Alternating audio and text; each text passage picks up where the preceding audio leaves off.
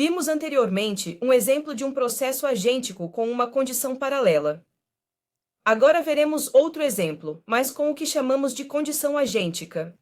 Ou seja, uma determinada condição é avaliada e, com base em seu resultado, a ação a ser tomada é determinada.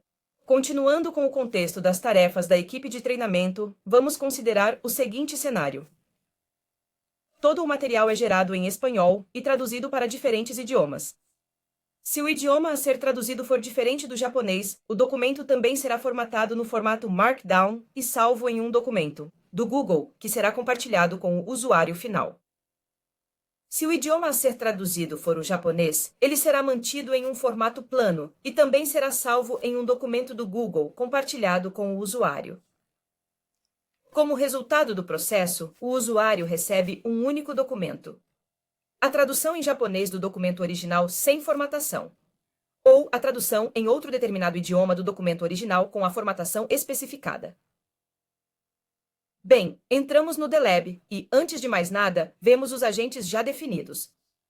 Expert Translator, que traduz o documento para qualquer idioma.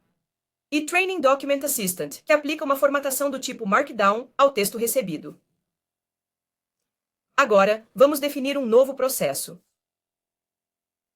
Vamos chamá-lo de Conditional Training Agent e adicionamos uma breve descrição. Editamos as propriedades do sinal de início. Colocamos o nome. E selecionamos Artifact como tipo de sinal. Pressionamos Add e digitamos Training Document como o nome. A primeira tarefa é traduzir o documento recebido. Portanto, o agente responsável será o Expert Translator. E também indicamos um nome para essa tarefa. Precisamos receber o idioma indicado pelo usuário. Portanto, definimos uma variável de processo que chamamos de Final Language. Em seguida, completamos a descrição da tarefa, indicando que ela traduz o documento para o idioma recebido. Como contexto, dizemos que essa é uma tarefa que faz parte do processo de gerenciamento de documentos da equipe de treinamento. Nas instruções, indicamos que o documento a ser recebido deve ser traduzido para o idioma indicado como um valor na variável de processo Final Language.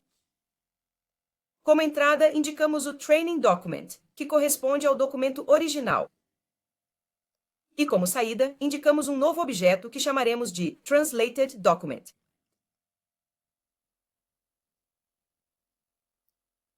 Bem, uma vez que o documento tenha sido traduzido, a próxima etapa deve ser decidida.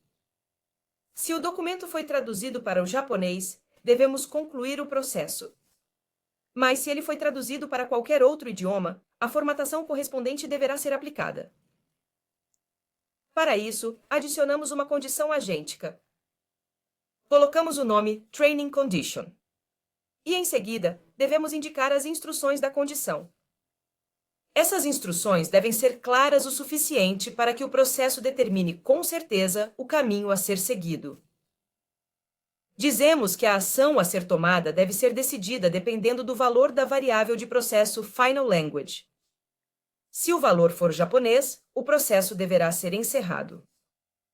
Em qualquer outro caso, o documento deve ser formatado. Então, por um lado, adicionamos o sinal de conclusão. E, por outro lado, adicionamos uma nova tarefa a ser executada pelo agente Training Document Assistant. Especificamos um nome para a tarefa e preenchemos as propriedades. Como descrição, dizemos que ela é responsável por aplicar um formato Markdown ao documento recebido.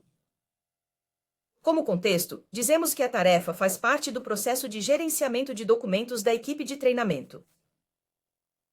Embora a definição do agente contenha as diretrizes para sua função, acrescentamos aqui também as diretrizes fundamentais.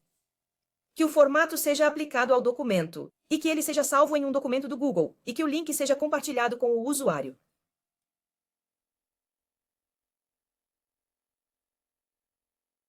E o resultado será um novo documento formatado. Por isso o nomeamos Formatted Document. Agora anexamos o resultado dessa tarefa ao sinal Finish. Agora podemos testar o processo. Pressionamos Run e completamos os campos. Indicamos o assunto. Escolhemos o documento. E, antes de mais nada, indicamos o japonês como o idioma traduzido. Pressionamos Run. E o processo começa. A tarefa de tradução é executada. E, em seguida, é atingida a condição em que o caminho a ser seguido é avaliado. Se for japonês, passamos para o sinal Finish. Como resultado, o usuário recebe acesso ao documento do Google Drive em japonês e sem formatação. Ok, agora vamos traduzir um documento para o português. Então, pressionamos Clear e preenchemos os campos para uma nova execução. Definimos o assunto. Carregamos o documento.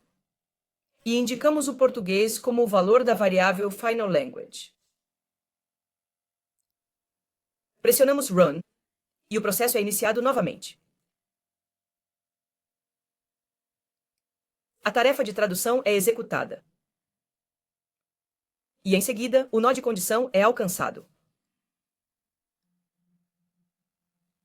O valor da variável de processo é avaliado e é determinado que a próxima etapa é aplicar a formatação ao documento.